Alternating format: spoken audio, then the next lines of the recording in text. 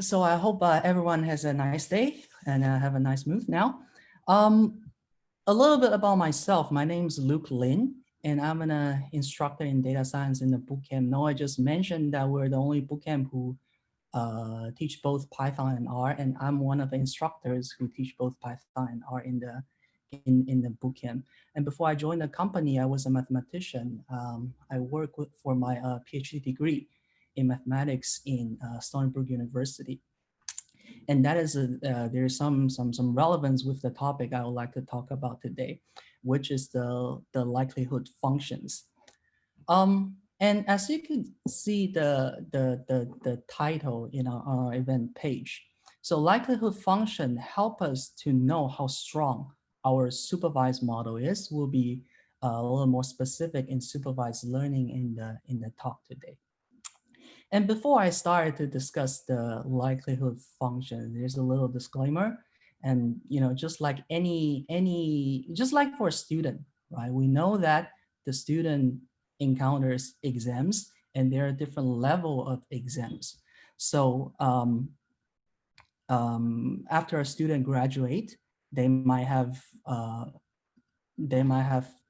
to take an admission exam for the next level. And before that, you might have a final exam for each semester. And before that, you have a midterm exam. Before that, you might have some smaller quizzes or practice exam. And in the supervised learning, a common way that we use a likelihood function, it's a bit like the practice exam. Through the way a model learns from a data, we try to make sure that it's actually learning and help the model to identify the weak spot that it might have, right? So that's like a practical exam, a practice exam. I brought this up just in case somebody will correct me that, hey, what you do is going to cause overfitting issue. Well, let's say we just stick to the training data set for the discussion today. Likelihood function. There's a reason why I choose this topic to discuss today. So my colleagues told me that we would like to have this event, that we would like to share with the audience how we do data science here, how we learn data science here in the NYC Data Science Academy. So I was just like any other scientific field, any other science, people a very common complaint that we have is that there are too much mathematics, right? Because that is a language that we use in science. And pretty much because of that, a lot of, through my time here in the academy, when I teach machine learning, all the relevant topics, a lot of people complain that the likelihood function is difficult to understand. The math is weird, things like that. But I have been in the same field for many years, and I was in math department, and before that I was in physics department. In school, I have the chance to meet a lot of wonderful scientists, great people. And they might be great in different ways. They might be specialized in different fields, but almost all of them give us the same advice, same piece of advice. That is, only simple technique will carry you further. Only the simple thing carries us further. So no matter what we learn or what we try to develop, what kind of approach we would like to take, we always would like to find the simplicity behind the concept. And that's why I think this likelihood function, the idea of likelihood function, is a good topic to share with you. If you just look at the formula of likelihood function, you will find this, wow, it's a bit, what is that? A bunch of the product of a bunch of probability, conditional probability, bunch of X and Y. I don't really know what that is, but the core concept behind the likelihood function is actually something that we are all very much familiar with. We're very much familiar with. So the simple motivating question I would like to start with is, imagine you're flipping a coin 3 times. what is the probability that we end up with a head, a tail, and another head? I wonder if people's willing to give me your answer in the chat.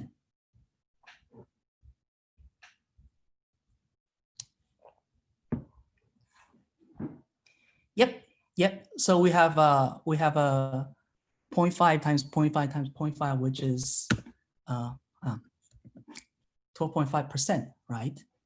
So that's a really a simple question that we are all familiar with. And this really give us a like a basic example to show how likelihood work. And I do see people ask a different question, like whether it's in that order. So so you probably think about a more sophisticated case. That's great. But really, I would just like to focus a very simple, very simple example. Imagine that your high school instructor is asking this question and asks you to be the first one to answer it so that you got candy or something like that. So intuitively, we know it's 50 times 50 times 50 that gives us 12.5. But I do want to point out that there are several players that we have in this scene. So let's take a look at them. First of all, the 3 coins, right? A head, tail, and then another head. This is actually the fact. This is the fact. Just like any data science is like any other science, we study fact. We study the facts. Only in data science we call them data instead of, so from now on, I'm going to say this is our data. And the data give us, so what we see, what we observe from the data is that we have a head, we have a tail, and we have another head. And what we would like to do is to be able to reveal something non-trivial that help us to understand the facts, help us to understand. We would like to reveal something non-trivial from the data. And how does a model help us to do that? Well, when we do the computation, the product of 3.5, we multiply 0.5 3 times. When we did that, we actually have some assumptions. First of all, the assumption is that the probability to have the head and tail is 50-50, right? That's actually one assumption we have, even though it makes a lot of sense, right? Because the symmetry. So there's no reason why one phase should be more likely than the other. So we say it's 50-50. It makes perfect sense, but even that, it is our assumption. It is possible that when we make the coin, because some imbalance or whatever, that make one side a little more likely than the other, it's possible. We don't really know. But for but we once we have this assumption, it allows us to do the computation. Okay, so as you can see, this model here, the model. So what we want, the reason we want to have this 50-50 model, this assumption, because we don't really want to treat each individual event in our collection, in our data, as an individual event, right? Imagine if you flip it 10 million times. You don't want to treat them as individual, no relationship among them. You want to have something compact to describe all of them. So here we do want this 50-50 to describe, to help us to understand or to describe what we see in the data. So 50-50. And being able to conclude that the probability that all these happen, I mean, the probability that the 3 events happen is the product of the 3 individual events, right? The product of the individual events. What kind of assumption do we have there? I wonder if anybody could help me with that. What kind of assumption is that behind this computation? They are independent. Yeah, they are independent. Thank you very much. So we do have the independence condition. We do have the assumption that the 2 sides, the probability to see each side is 50%. All those assumptions together is actually our model. Is our model. Again, we use it to describe the fact, to approximate the fact. They don't really represent the truth. We're not that arrogant and say, hey, this is the truth. But it gives us a pretty good understanding on what's going on. It also helps us, if we flip a coin again, it also helps us to predict what we're likely to see, right? So that's why we need a model, what we need a model. And pretty much this is what supervised learning is doing. We see some data, we would like to conclude from the pattern, or we would like to summarize the pattern as a model, and then be able to use this model to make a prediction for the future. So if you can make a prediction, that means you have a certain understanding on the on this situation. And likelihood function. Now I'm going to introduce a likelihood function. Likelihood, the number here, 12.5%, is the likelihood that we have here. We have a data set. That's a fact that we collect, and then we have a model. Excuse me. And we want the model to describe the fact for us, and we would like to know how good, how well it describes it. How precise is this description? And that's why we come up with likelihood. So 12.5 is a number that helps us to quantify how good this description is, but doesn't make sense, right? Doesn't make sense. So if you think about a much worse model, a much worse assumption. So if we change this model a little bit, you no longer want 50-50, you could have, say, 100 and 0. It's 100% head, and impossible to have any tail. And impossible to have any tails. Then what is the likelihood in that case? What is the likelihood to have this data set? I'm sorry with the noise. Okay, is there still the noise? Yeah. Okay, thank you. So 0. I see somebody say 0, right? Because again, when you have a when you have a head here, you multiply 100%, which is the probability that your model say that you will see head. And then it becomes 0 because your model say it's impossible to see a tail. And then on 100%, 1 times 0 times 1, that will be 0. So what does that tell us? That tell us your model 100, 0 actually predict 0 likelihood to have this data set. In a sense, your model denied this data set, right? So you know, just like in any science, you don't want to deny the fact. So if your model denies the fact, that's a bad model. Okay. So this gives us a little on, you know, kind of like an understanding on how this likelihood tell us how good your model is. And obviously, it's not always that easy. That 100, 0 is definitely bad. And when you look at this number, 12.5, is that good? How good is that, right? So let's consider another example. When you have 60%, so you want to change the model. You want to change your model a little bit. This time you want to consider 60% head and 40% tail. So in this case, again, just because this is our data set and your model say it's 60% head, 40%, 60%. So this is what we have, right? Again, it's 60% times 40% times 60%. So we end up with 14.4%. So again, that's a likelihood. That's a likelihood that your model predicts that we will see the data set. In a sense, this number quantifies how much your model agrees with the data, So now we have a simple question for you. Do we want the model to agree higher with the data, or do we want a model that agree less with the data? If you think it's higher, please type 1. If you think you want it lower, please type 0. What will people choose? One, thank you.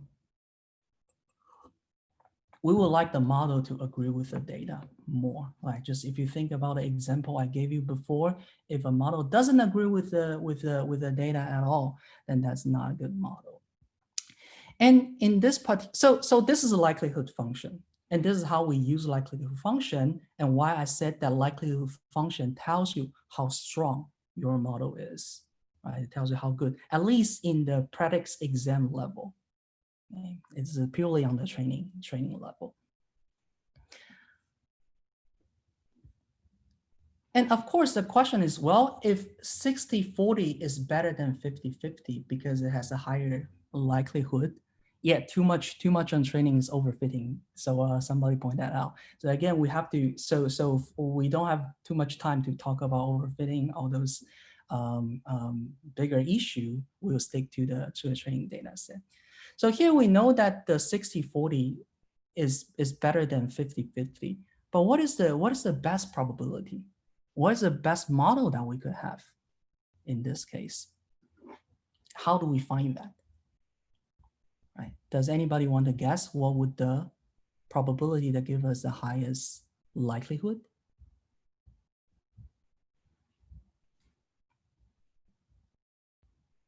It will actually be the average. So because from the data set, we have two heads and one tail, right, 60.6%. That's about right. So because of, so the in this very simple case, a simple average is the best. And you could at least compare this with the other two models we gave you before. 2/3, 1/3, and 2/3 will give you about 14.8, which is better than 60-40 and 50-50. So we know that if we change a model, just recall that we changed from 50-50 to the 60-40, the likelihood is different. And then we change to 2/3 and 1/3, the likelihood is different. So to find the best model, right? We know that higher likelihood means a better model. To find the best model, what we like to do is to find the probability to optimize your model, tune your model, so that you end up with the best likelihood. That's essentially what any training process is about for supervised learning. Okay, and how you could do that? Well, then how did I know it's 1/3 and 2/3 and 1/3? Well, so some of the intuitive question you might ask: how can we prove? Right? I call myself a mathematician. How do you prove that the 2/3 is the best probability that we could have? And also, people pointed out that there's overfitting issue. Now, obviously, we care more than just the 3 events we had in the previous example. In the future, we might want to flip a coin much more times, right? And what about those? And also, can we change the conditions? Do we always want the independence condition? Can we change other assumption other than just the probability of individual events? Well, so those are all valid questions, and they're discussed in different kind of contexts. And many of them actually resulted in very interesting discussion. But those are the topics that we're not able to discuss today. The main thing I would like to show you, right? So the flipping coin example is the simple motivating example I would like to give you, just so that you have some feeling about the likelihood function. When we do when we construct a likelihood function, really I should say, when we construct likelihood function in the training process for the supervised learning problem, what we really want is for each model, we see how much it agrees with the data. Okay, each model, the red part is your model, the images here is your data, and the likelihood tells you how much your model agrees with data. And we would like to change a model. You don't change the fact, you don't change the data set, right? In principle, you change your model to find a model that gives you a higher likelihood. And that's what we do when we construct a likelihood function in a supervised learning. And we would like to talk about supervised learning. We'd like to talk about supervised learning a little more. So here, let me give you a very simple example of supervised learning. So imagine you have a data set and you collect the data set about your customer, whoever use your service. And your customer rate your service, and these are very picky customers, so they give you very precise rating. Okay? It's not just 1 or 2, is 1.86 something. And we allow negative. Negative means bad service, positive means good service, and then the range of the ratings from -2 to 2. And then we know that if a customer rates your service low, then it is likely that the customer will not come back. And then if a customer rated higher, then it's likely that a customer will come back, right? So based on the rating, we would like to be able to predict, whether customer comes back or not. So think about that coin flipping problem. The event we care about in that problem is whether we have a head or tail. And in this example, we would like to predict whether a customer comes back or not based on the rating. The event we care about is so in this data set, the event we care about is whether the customer come back. So it's coming back or not come back. Again, it's just 2 possible events. And you could probably guess what the model should tell us. Your model should tell us, for individual customer, what is the probability that the customer comes back? If you would like to construct any model, that's what the model should tell you. Okay, just again, if you go back to the simpler cases of coin flipping, your model will tell you how likely you see head, the probability of having a head, the probability of having a tail. For this data set, we want to somehow construct the probability whether a customer come back to us or not.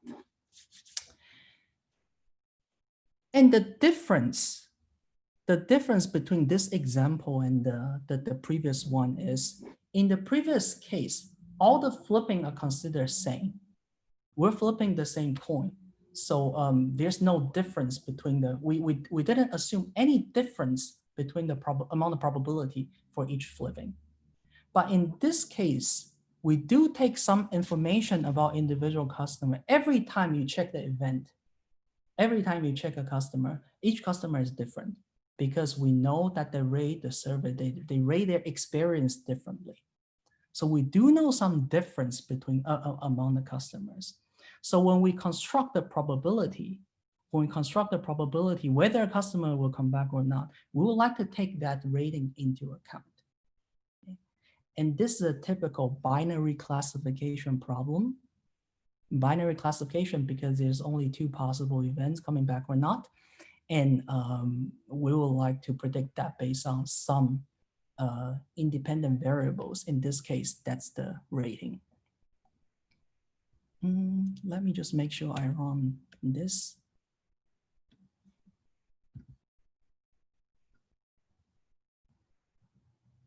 For some reason, it's not,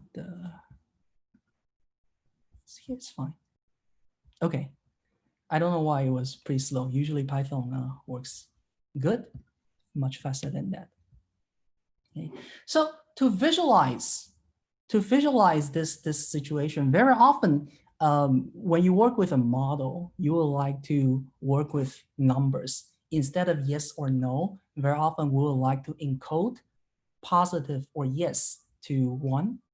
Okay, so the red points here are the customer who came back, and the blue points here are the customer who eventually left us. Okay, 0 means the customer did not come back. And the X coordinate is just the rating that the customer gives us. So this is the customer who rated us the best, 2 points, and the customer come back. As you can see, in this region, most of the customer comes back, right? Almost all of them comes back, right? So if you would like to predict a probability, how likely these customers come back, what would you do? Can someone give me a guess? What would be a good estimate?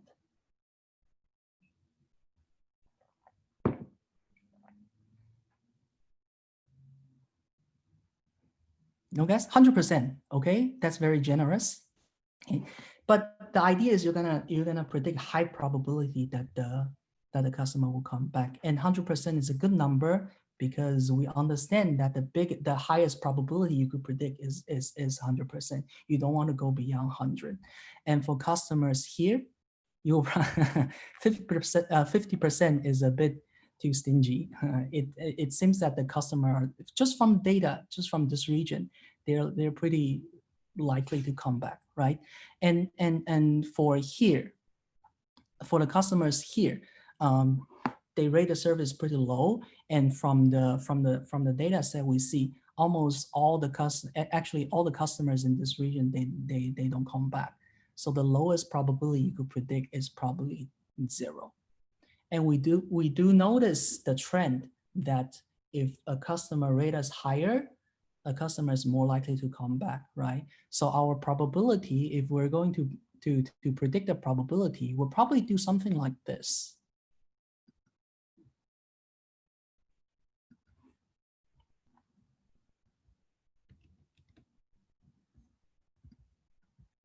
We'll probably do something like this, right? When a customer rate us very high, we want to predict high probability.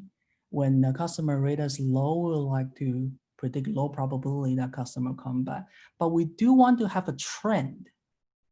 We do want to have a trend that the probability that the customer gradually, the probability that a customer comes back gradually grows together with the rate, how they rate us. And so this curve, if you have ever, so this curve is a common representation people use for logistic regression. So I didn't really talk about how we construct this curve, but we do have the feeling that this curve makes sense, right? It described the trends for us. And then to make it a little more precise, the way it described the trends is like the way this curve give us the probability is as follows. So the height of the curve indicate the probability that a customer comes back. Okay, so the height of curve is this much, right? So what it says is there is about 81% probability that a customer come back. Okay, and if you look at this particular customer, so the customer didn't come back. So the probability that the customer does not come back is, the probability that this particular customer doesn't come back, according to our model, is 86.55%. Okay. So this is how this S-curve model, this logistic regression model tells us, this is how it tells us the probability that each individual event happens, right? If you think about this customer eventually came back, and your model say the probability that a customer come back is 80.97%. This customer eventually did not come back, and your model say the probability that the customer doesn't come back is 86.55%. So that's the meaning of logistic regression. And again, I want to bring your attention back to the flipping coin example. What your model gives you is the probability that each individual event happens, right? That 50-50, what is 50-50? That's how likely you see head, how likely you see tail. And in this logistic regression model, the same thing happens. It tells you how likely a customer comes back, how likely a customer eventually not come back. And the difference from the previous example is really, we don't assume that each customer is the same. We would like to take the difference, very important difference, which is their rating on our service. We want to take that into account And then based on that, we make our prediction. Okay, so that's the meaning of a logistic regression, or this kind of a so-called sigmoid curve. You probably have heard this terminology. The sigmoid curve is often how people represent a logistic regression model, and that's the meaning of it. That's the meaning of it. And of course, the next thing we like to do is to construct a likelihood based on this. And then once we have a likelihood, we would like to be able to tweak the model and to find the best model among all. And again, based on our training data set. Okay, the best model we found this way is the best model with respect to this data set. As a scientist, we study the fact, and we're kind of limited to the data that we have, which is okay. We try to make most out of the data that we have and understand that we're also limited. We don't want to make conclusion more than what we have. So to tweak, to change your model, to try different models. So just like previously when we discussed the flipping coin example, we have some assumption behind the model. Here's the same thing. We have some assumption behind the model, and we also have some flexibility. We do have some freedom to change our model. So when people talk about logistic regression, just to give you some background, as well as some technical terms, logistic regression is a member of so-called generalized linear model. Generalized linear model, which means when you construct model, you will have a linear function. A linear function is, we have learned linear function in the freshman calculus, right? F of x equals to ax plus b, or mx plus b. So it's really that you don't have higher order for the dependence. You don't have x squared, x cubed, anything like that. So there's an important component in your model, which is linear function. And essentially, your logistic regression model the probability by passing the linear function to a sigmoid function to come up with this curve. But if you're not familiar with any of those technical terminology, it is okay. So just quickly summarize the flexibility you have when it comes to logistic regression. You are allowed to change this S-curve in several ways. First of all, this curve rises pretty slowly, right? This curve rises pretty slowly. You could change, let me run this. You could change that rate. You could somehow, you're allowed to try a model that rises much faster. That is okay. And also, for both of the model, we have this rising part in the middle of this graph. We're also allowed to translate them, okay? And also this, for both model we see here, they're lower on the left-hand side, higher on the right-hand side. You're also allowed to flip it. So there are several operations you're allowed to do and test. But again, just like previously in the flipping coin question, once you change your model, the probability that you predict for the individual events will be different. So let me quickly check what I have previously. I tried this point, which is about 0.5. Okay, which is this one. Once I change to a new model, it doesn't predict 80.97 probability anymore. It predicts much higher, 99.99% probability. And also the other point I have here is this one, 1, 2, 3, 4, the fourth on the left, this one, right? And again, this second model doesn't predict the same probability as what we have before. It predicts 100%. It's very precise. I'm very sure that this customer will never come back, right? And well, if we just take these 2 points into account, if we just take this point and this point into account, can people quickly tell me which model performs better? If we only consider these 2 points, do we favor the second model or the first model? Any guess?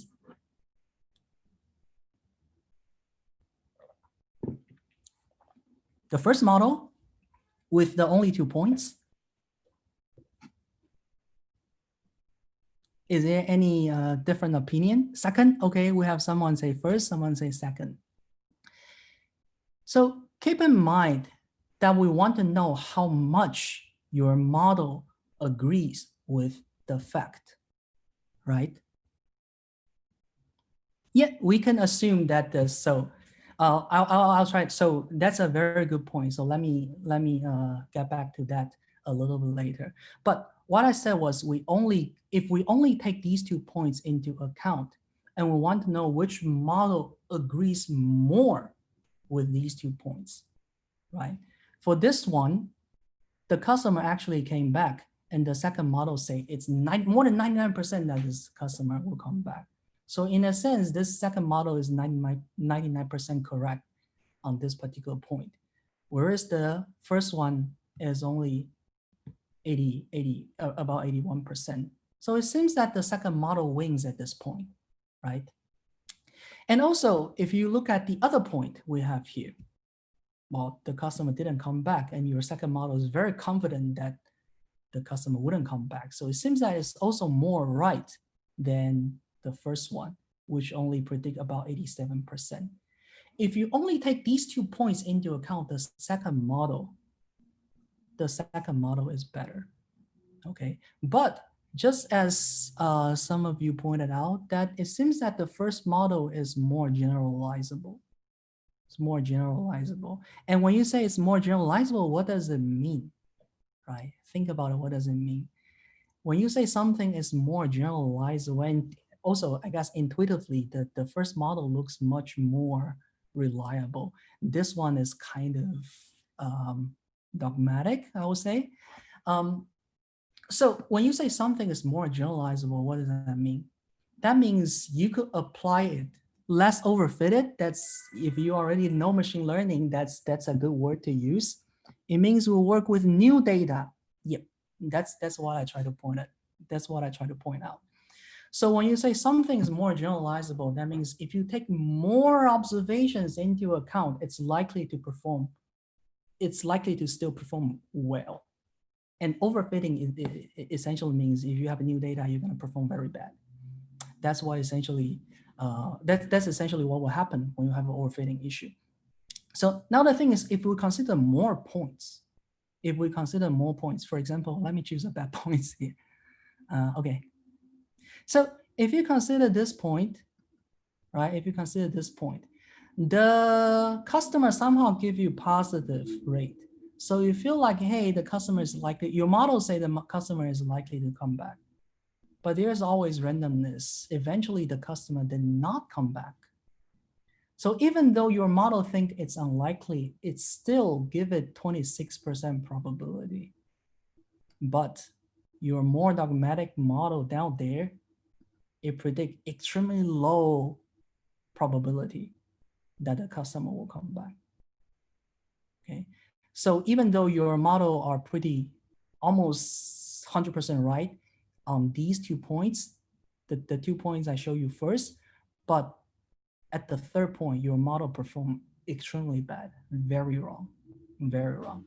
So the second model is either very right or very wrong on different points. And now the question is, how do we reconcile well, your model could be good at this point, bad at the other point, but how do we make a final decision based on the whole data set? Now, not just the 3 points, but the whole data set, all these red ones and blue ones, how do we make our decision which model is better? Well, that relies on the likelihood function. That's why we would like to introduce this likelihood function. If you think about, so the definition of likelihood function is for all the customers who came back, we multiply the probability that your model predict the customer will come back. And for all the customer who left, we multiply the probability that your model will say that the customer will left. Okay, just like, again, if you go back to the flipping coin example, what is the likelihood? For all the head, we multiply the, for all the head, we multiply the probability your model say it's head. For all the tail, you multiply the probability that your model say it's tail. And then the product is your likelihood.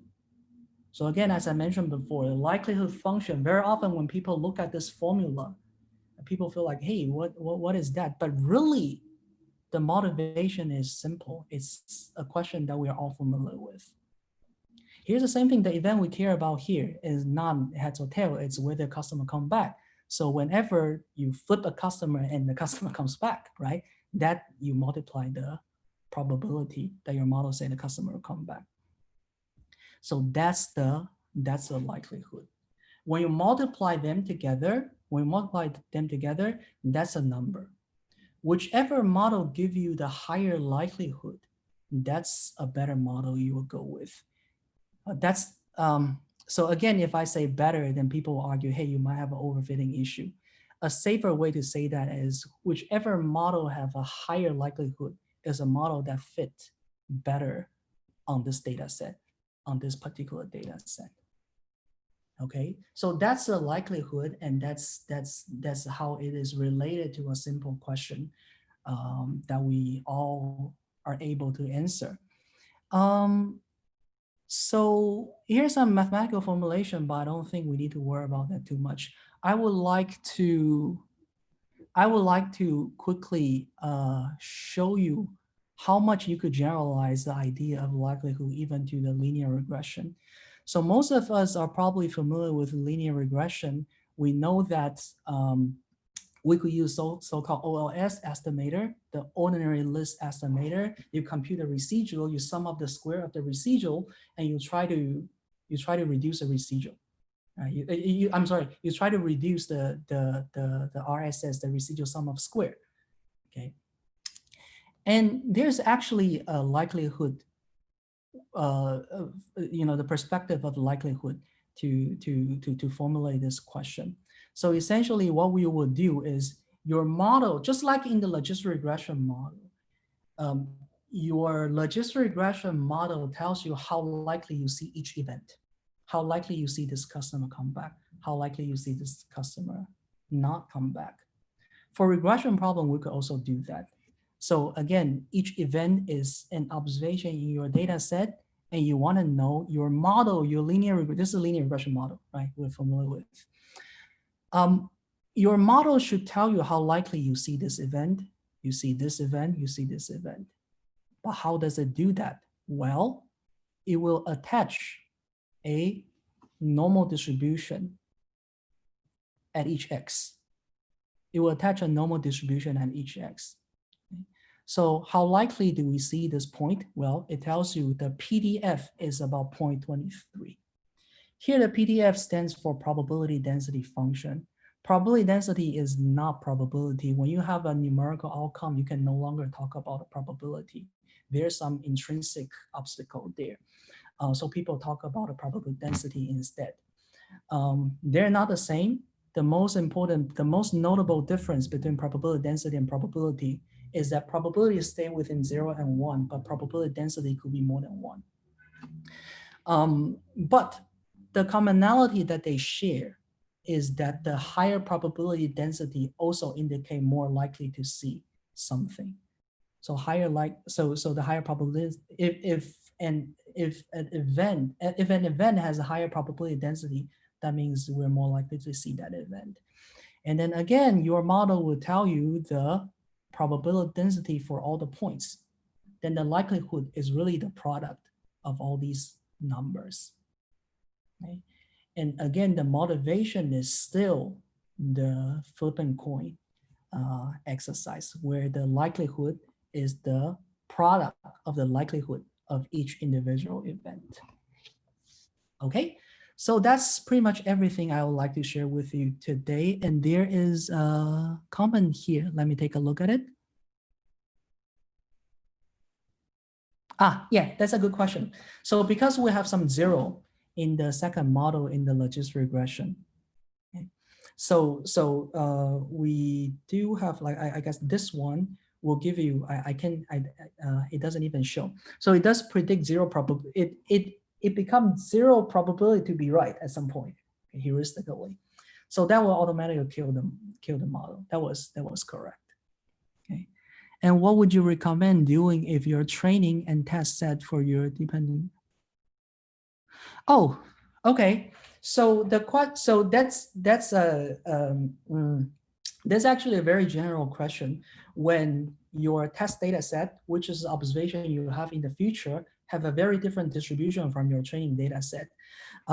Unfortunately, there are certain techniques people talk about to handle that kind of question, but to the best of my knowledge, none of them can avoid updating your model with newer observations, because in principle, your model learns from the data. It only learns from what it sees in a data set. So if you actually have something that it has never seen before, it won't be able to make a good prediction. And this kind of issue is actually more general than just overfitting. Some very basic problem you could have is, you probably know that if you have a categorical feature in your training data set, you will domify them. But what if you have a test observation whose class is not inside your training data set? In your training data set, you have class A, B, and C, and somehow in the test data set, you have a class D. That will actually kill your model. And your model just never seen D, so it doesn't know what happened to D. And again, so to be able to overcome that, you have to update your model. Just keep updating your model. MLE is frequentist in spirit. Yeah.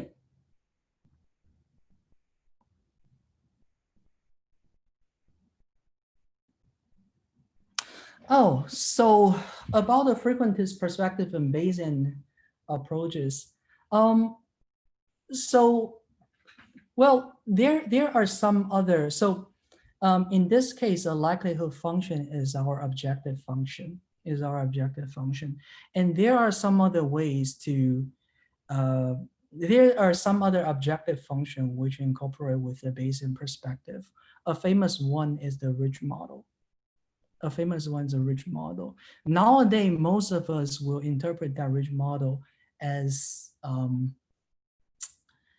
a penalized regression model, but there is actually formulation to make it Bayesian, so that you actually assume the distribution of the coefficient and then figure out the best parameter for that coefficient. Yeah, so I guess the quick answer to that question is we do have, there exist some models that incorporate with Bayesian perspective. Unfortunately, I'm not an expert. I don't have a very systematical answer to that. So the quick answer is yes, we do have that. They will be recording, right? Yeah, I think the Terrence and Noah might be able to answer that already.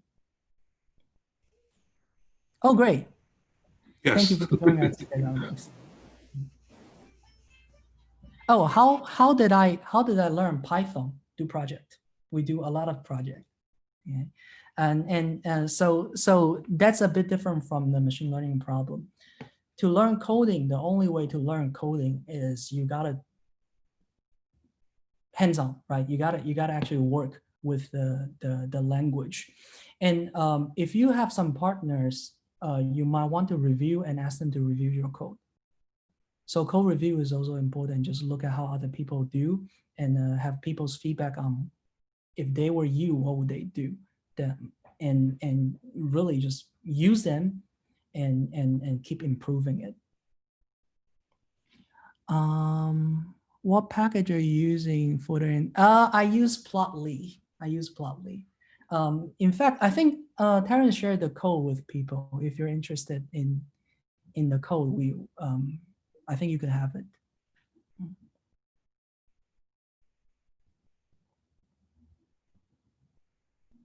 Yeah, thank you, Terrence.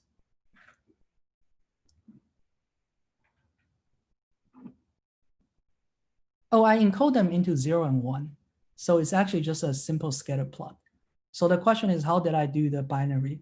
Plotly doesn't understand. I don't think Plotly understand yes or no binary class. I encode them first. I encoded them first. So specific source I recommend for learning Python, of course, the best channel to learn Python is through NYC Data Science Academy.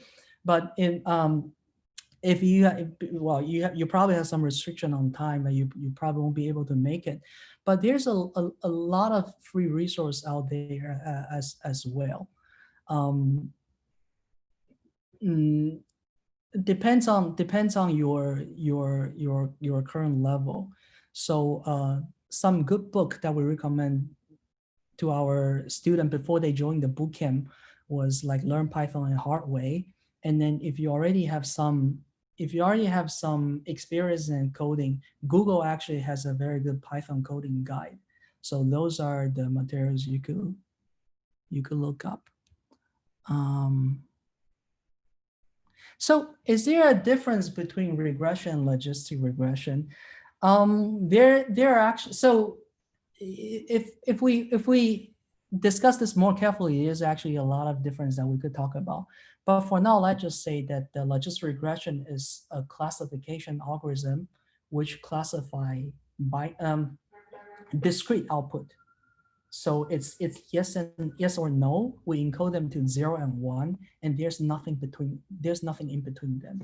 But for regression problem, we try to predict a continuous output. So you could, there's something between 0 and 1, say 0.5, and you could have something between 0.5 and 1, right? And then you could get as small as possible.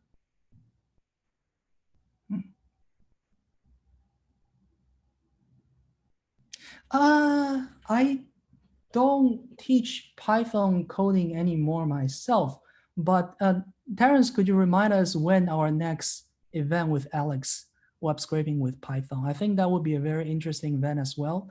If you're interested in learning Python, you could join that one.